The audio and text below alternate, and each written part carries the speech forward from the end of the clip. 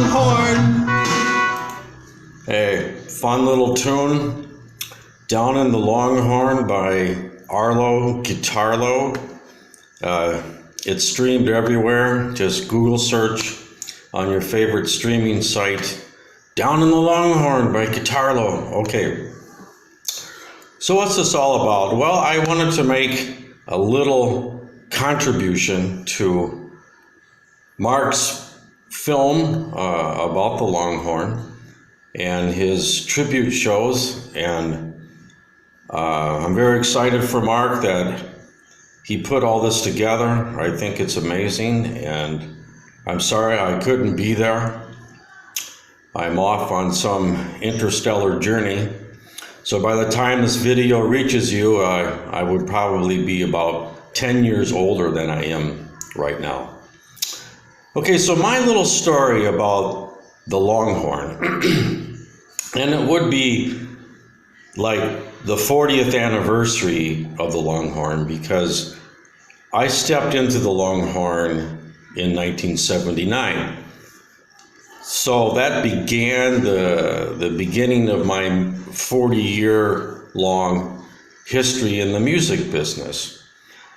So the first band I ever played in, which is relevant to my whole Longhorn story, is a quartet that the guitar singer-songwriter Bruce Allen of the Suburbs started a group called the Teetzee Flies, which consisted of Bruce and my roommate Hugo, Michael Halliday, and myself.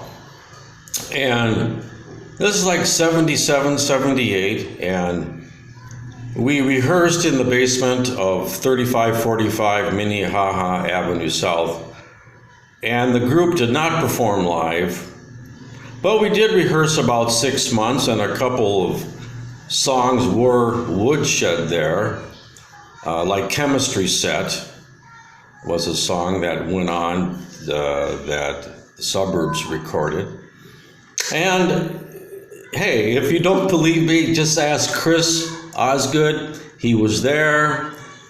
Chris was part of Bruce Allen's orbit, and Chris stopped by and watched us play. So there you go. There aren't any photos, there are no recordings, but Chris Osgood is around to verify that what I say is true.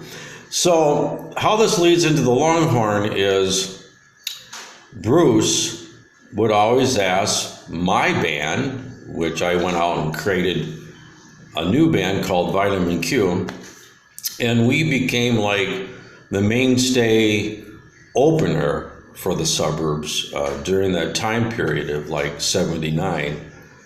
And so my favorite memory of the Horn is really opening for the Burbs and being part of the scene, being part of the Burbs orbit.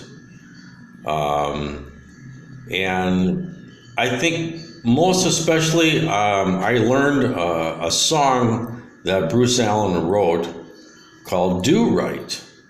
Now, the Suburbs never recorded Do Right, but I learned it nevertheless, and I taught it to my band, and we performed a song by Bruce at the Horn. And when Bruce heard us play his song, his version, he was totally thrilled, man. He said, "Arlo, man, that sounds great. Thanks for playing my song." And other than that, probably the other biggest memory of the Longhorn I have is actually getting paid for playing my own music, which was totally a shock. The band got $50. We got $50. And I was totally thrilled that I played my own music for 45 minutes, and Peter Jesperson introduced the band, And I made up some fictitious recording artist name just to be cool.